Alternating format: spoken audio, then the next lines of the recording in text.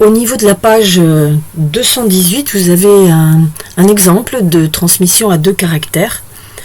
Le caractère noir ou jaune de la couleur du grain de maïs, ou la couleur ou le ridé et le lisse de l'aspect donc du grain. Et bon, à part que l'écriture n'est pas la même que celle que j'utilise, mais vous retrouvez les 9/16 de noir et de lisse. Les gris clairs, ce sont les 3/16 de noir ridé. Après, vous avez les 3/16 ici en jaune, donc de jaune et lisse, et le jaune clair ici, les 1/16 qui restent de jaune ridé. Voilà, donc ça, et au lieu, bon, en fin de compte, de vous donner ça, on vous donne des chiffres. Le 1832, c'est donc les 9/16, le 612 et le 589, c'est les 2 fois 3/16, et le 194, c'est le dernier, 1/16. Voilà. Après, vous avez un document sur la transition de 2 caractères de poids. Et pour cela, je vais vous marquer donc les formules des génotypes. En fin de compte, il y a des pois qui ont des feuilles normales, mais avec des entre-deux réduits. Donc en fin de compte, on croise 2 lignées pures, entre 2 courts avec feuilles normales et entre 2 normaux avec des feuilles à filat, c'est-à-dire des feuilles qui forment des vrilles et qui permet donc de pas que ça tombe et que ça s'affaisse par terre. Et donc ils aimeraient bien avoir le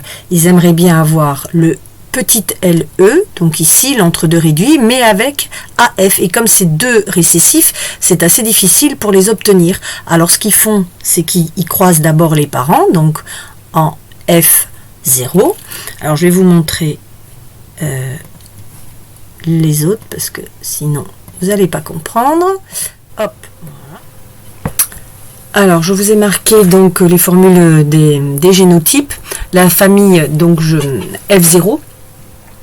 Donc F0, vous avez donc les feuilles LE, petit LE, donc entre nœuds courts avec des feuilles normales, grand A, grand F, croisées avec des grandes plantes, donc grand LE dominant, mais avec des vrilles, des feuilles vrillées, petit AF. Donc vous avez après en F1, malheureusement ce qu'on veut pas, c'est-à-dire les grandes, donc grand L, petit E qui domine et le grand A, grand F qui domine, donc des grandes plantes avec des feuilles normales. Donc ça ne nous intéresse pas. Par contre, ce qui nous intéresse, c'est le croisement F1 qui va donner donc la F2. Et là, vous allez alors le faire au crayon, hein, c'est un grand tableau. Donc vous allez prendre le grand LE, comme je vous l'ai expliqué précédemment, avec le AF, le grand LE avec le petit AF. Après, vous reprenez le LE avec le grand AF et le petit LE, donc avec le petit AF, et vous remplissez ce grand tableau et vous allez obtenir les 9/16, 2 fois 3/16, et vous allez obtenir le 1/16 en bas à droite du tableau. Amusez-vous à vous le faire, ça vous fera un bon entraînement. Vous obtiendrez donc le petit LE, donc les nœuds donc de petite taille et avec des vrilles. Le petit AF, c'est justement ce qu'on veut récupérer comme graines.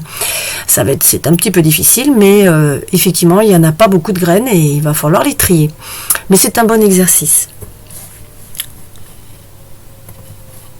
Sur le livre.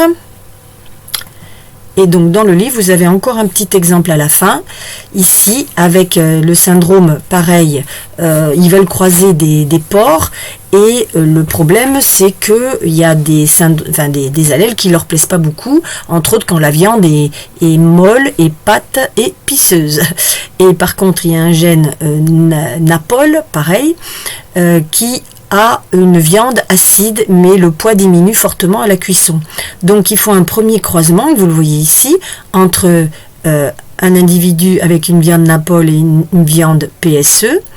Et à la première génération, c'est NAPOL qui l'emporte, puisqu'elle a les gènes dominants. Par contre, dans la F2, on a les 53, c'est-à-dire les 9/16, donc ça, on ne les veut pas. On a 18 et 17 qui représentent les 3/16 et les 3/16. C'est des gènes recombinés avec donc des nouvelles formules, et il y en a une qui nous intéresse, ça serait peut-être celle-là, la viande Napol et PSE, ou la viande normale, non c'est plutôt la viande normale qui va intéresser, donc sans les inconvénients, et il reste le 1/16e de la viande PSE que l'on ne veut pas. Voilà, donc vous voyez là on retrouve les 9/16e, 2 fois 3/16e et 1/16e. Voilà, il faut vous entraîner un petit peu à comprendre un petit peu ces proportions. Bon, une fois que vous les avez apprises, il n'y a rien de compliqué.